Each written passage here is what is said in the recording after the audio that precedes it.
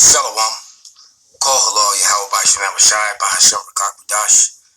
Double honors unto the apostles and the elders. Salutations to all my fellow laborers doing this work in truth and sincerity, risking their lives and their freedom to do so now more so than ever. To the scattered elect that are scattered around the four corners of the earth that be like unto the speckled bird, the Israelite foreigners, and to the Akwaf that are listening and learning, to you I say Shalom. This is your brother Malcolm from the branch of the Great Millstone here in Chicago. And this is a video that I saw that the brother, I think Adama Gabar, briefly, I'm not looking at it, so Salaki if I got the brother's name, but I saw that he had used this clip. Alright, so when I went to go to it, the original popped up, and I decided to use it in this. And I found it funny that they're playing a blame game because this is a Russian soldier. All right, and it says Russian veteran recalls their crimes in Germany. All right, now it's funny because the Americans kind of exclude Russia from the whole World War II thing as if they didn't play a role in it. And the truth of the matter is the Russians are the reason that World War II was won. All right, the Russians' involvement is directly related to the victory over Germany and whatever people were joined onto Germany. But they downplay that and left, and that's why this Third World War is going to be mainly between these Edomites, fighting all over again. So what you about to hear about Edomite on Edomite crime, which is the worst, because remember, there's nothing that Jake can do in America, modern day time. They can put as many big fat women with no teeth and 10 baby daddies, and they could put a bunch of pants-sagging coons out there to shoot and kill each other, and it would never amount to the blood that has been spilled and the violence and the wickedness that has been done by this very people this man represents on the screen. All right? And not just the Russian Edomites, but the American Edomites. As a matter of fact, the Russians are as far as citizens goes, are quite mild compared to those here in America. All right?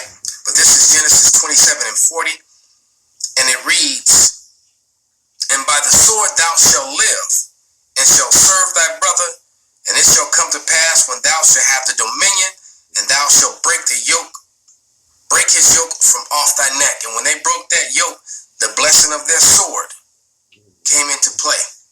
And so these people, everywhere that they are in the earth today, swearing in on Bibles, setting up governments and churches, every place where they walk, every place where they dwell, they took it by bloody violence with the sword. All right? And as it says in Revelations, which we will read, he that lives by the sword will die by the sword. That's why Yahushua told Peter to put his sword away. It wasn't time yet.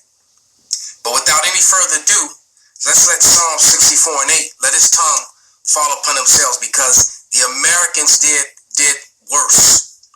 They just look at the American Vietnam and war movies.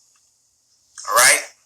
Let's play that movie with Michael J. Fox and Sean Penn. I forget the name of it, when they took the Vietnamese teenager, the young lady from the village, and they raped her over and over again for days and days at a time. They showed you that in Platoon, how they took like a 13, 14-year-old girl, and almost the whole platoon was taking turns, with her. Until the character of Charlie Sheen came and broke it up, but we know that was very rare. That sort of thing didn't happen. You see, the media and everything is always set up to make these people look like they're the good guys, when I always tell you, beware of the bald-faced, pale man, especially those that wear neckties, suits, and military uniforms. They are the most dangerous people that the world has ever seen in any society. All right? When it comes to all the mass shootings, 98% is done by whom? These people. Километров мы нагоняем, мы упираемся, дорога загромождена, это отступает гражданское население Восточной Пруссии. Вот. По повозки, фургоны, автомобили. У них автомобили такие, не военные. Вот. И вот наша пехота и танкисты сбрасывают все эти повозки, фургоны, машины в кювет. И пока они сбрасывают, значит, солдаты срываются со своих мест и начинают насиловать жен. And see, they're all guilty of it. If you remember the movie Fury, which was a really good movie, two of the Michael Pena was in it. He's one of my favorite actors. And the guy who played the Punisher and Shane in Walking Dead, and I'm it's aggravating me that I can't remember his name. He's one of my favorite actors, modern actors. Of course, Brad Pitt is in it. Another great actor. And if you remember the scene when they came upon the German town, if you remember the scene when they went into, what do? They immediately started taking the women and having sex with them. And some of them were coming to do it willfully, but the fact of the matter is a lot of them were being forced. All right, if you remember the scene when they went into the house of the apartment building, and Brad Pitt told them, "Hey, that's a clean young girl. If you don't take in that room, I am." All right, and then their buddies came up later and tried to just force their way and have their way with the girls, but they had already laid claim to them. All right, so this was a normal practice during war. This is Isaiah 13 and 16. All right, because what you have done, it shall be done unto you. Actually, I'm going to start at verse 14. It said, "It shall be as a chase row, and as a sheep that no man taketh up, and every man shall turn to his own people and flee, every one into his own land." These women began to flee from the soldiers. They dropped all their belongings and started running because they already knew what time it was. All right, and everyone that is found shall be thrust through. Right, and they were killing the men and the boys. All right, and everyone that is joined unto them shall fall by the sword. And that's also talking about all you people that are joined unto these Edomites today, especially our women and our men who are joined unto them in partnerships and in marriages and that whole sort of thing. Their children shall be dashed to pieces before their eyes. Their houses shall be spoiled, and their wives ravished. Ravished, it means raped. All right. When Cristobal Colon's men came over here, they were constantly raping the Taino and Arawak women, the native women of these islands and in these lands. That's how they lightened them up, because they were all brown skinned like Negroes once upon a time. Немок. И вот мой взвод собственный, все мои солдаты бросаются и насилуют немок. Wow. All right. This is and that's a part of war. And when this society collapses, when these lights go out, when there's no more 911, when these prison houses open up because they can't, the power goes off and the gates just open, they can't do anything else for you. You're gonna have marauding groups of men. And you're gonna have these Edomite soldiers and these foreign soldiers that are gonna be doing this thing as well. What do you think those blue hats do? Go watch the movie Tears of the Sun. They also admit to you too that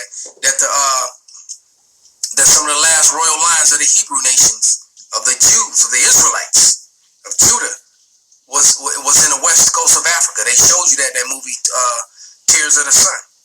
Right? Because the Hamites, the other dark race, the other so-called black people, were trying to exterminate them.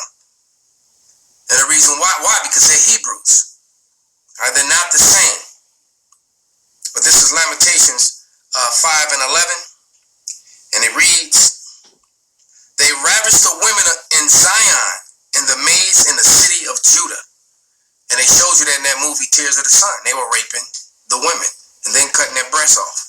But all kind of madness to them, those Hamites was. So these heathen nations have been raping Israelite women for a long time, man.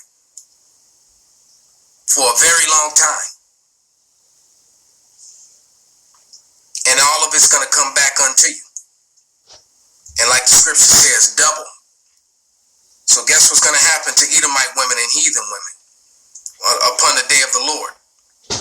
Because you think the day of the Lord is peace. He tells you, nay, I bring not peace but a sword. He's going to show you what to really do with a sword. And when he imbues the 144,000 with that power, and they go from being fishermen to hunters. This is Zechariah 14:2. And it reads, I will gather all nations against